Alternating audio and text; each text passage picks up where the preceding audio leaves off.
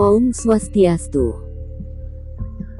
Seperti yang sudah dijelaskan di video sebelumnya mengenai orang yang terlahir melik, bahwa terlahir melik itu adalah anugerah, tapi bisa juga menjadi musibah, apabila tidak melakukan upacara penebusan melik atau mebayuh, dan rajin sembahyang serta rajin melukat. Banyak orang berpendapat bahwa menjadi melik itu bukanlah apa-apa, asal rajin sembahyang, dan selalu berpikir positif. Mereka bisa saja berpendapat seperti itu, karena mereka tidak mengalami apa yang dirasakan oleh anak atau orang-orang melik. Tapi bagi anak atau orang-orang melik, tentu saja merasa sulit untuk menjalani hidup dengan banyak kesialan, kesakitan dan musibah seperti misalnya, rezeki terhambat, kurang bahagia, kebingungan, dan lain-lain.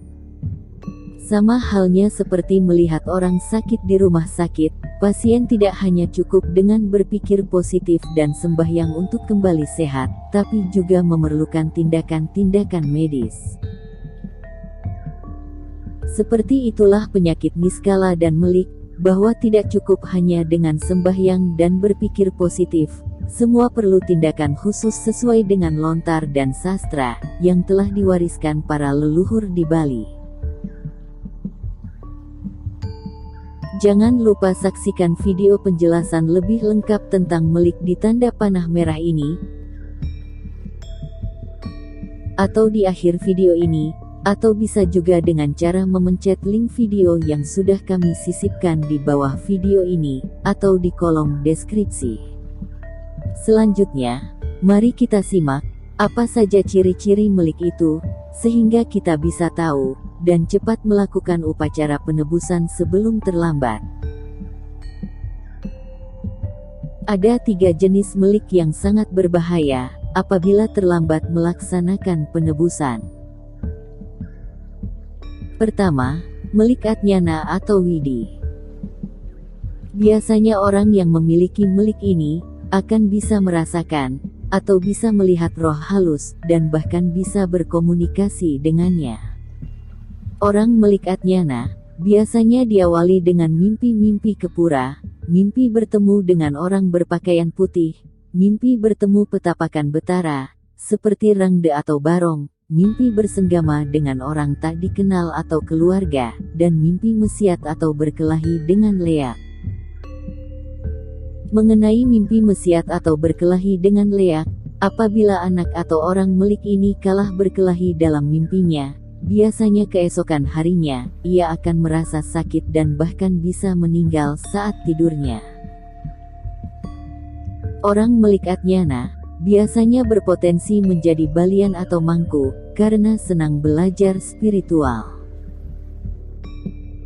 Kedua, melik Apitwangke, yaitu ada kadengan atau tai lalat di alat kelamin anak atau orang melik tersebut, baik laki-laki atau perempuan. Efek negatif dari melik ini, biasanya rezekinya terhambat, kisruh dalam rumah tangga, emosi tidak terkendali, sulit jodoh, dan kalau buruk sekali karma masa lalunya, biasanya akan mandul, bercerai, atau pasangan hidupnya bisa meninggal muda.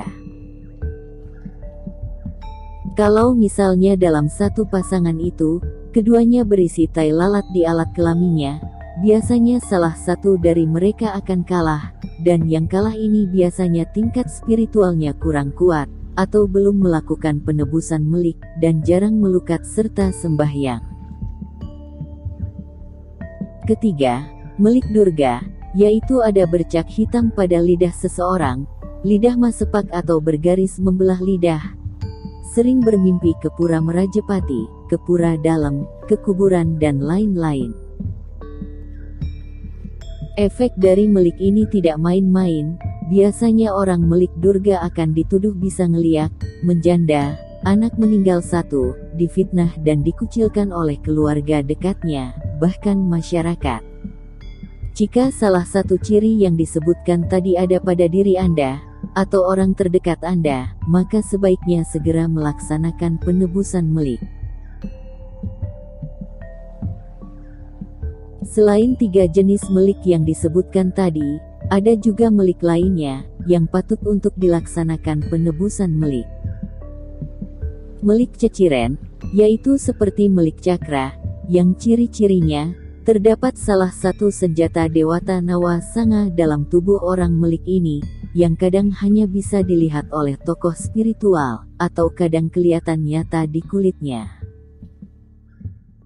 Kadengan celedung minyak yaitu tai lalat yang ada di tengah-tengah alis, sujenan di bokong, rambut putih hanya beberapa helai dan tak bisa hilang, rambut gimbal, jari tangan atau kaki lebih, lidah poleng, isuan atau pusar rambut yang lebih dari satu, dan lain-lain. Itulah jenis dan ciri-ciri melik ceciren. Selanjutnya ada melik kelahiran, di mana melik ini disebabkan oleh kelahiran manusia itu sendiri. Misalnya, orang yang lahir di Wuku Wayang, anak tunggal atau tak bersaudara. Melik tiba sampir, yaitu anak yang lahir berkalungkan tali pusar. Melik tiba angker, yaitu anak yang lahir berbelit tali pusar dan tidak menangis. Melik jempina, yaitu anak yang lahir prematur. Melik margana, yaitu anak yang lahir di tengah perjalanan. Melik wahana, yaitu anak yang lahir di tengah keramaian. Melik julungwangi, yaitu anak yang lahir tatkala matahari terbit. Melik julung sungsang, yaitu anak yang lahir tatkala posisi matahari tepat di ubun-ubun atau tepat pada jam 12 siang.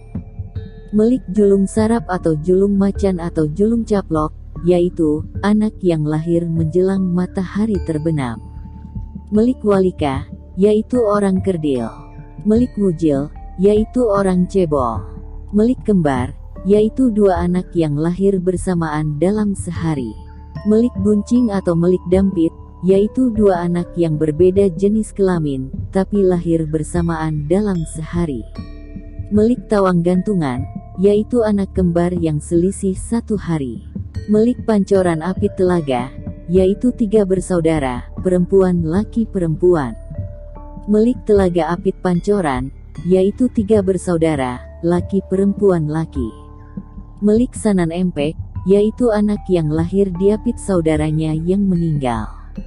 Melik pipilan, yaitu 5 bersaudara, dengan 4 perempuan dan 1 laki. Melik padangon, yaitu 5 bersaudara dengan 4 laki-laki dan 1 perempuan, dan lain-lain. Itulah informasi mengenai jenis-jenis melik dan ciri-cirinya, semoga bermanfaat bagi semeton Bali semua. Jangan lupa subscribe dan tunggu video menarik lainnya hanya di Internesia. Terima kasih dan sampai jumpa. Om Santi, Santi, Santi, Om.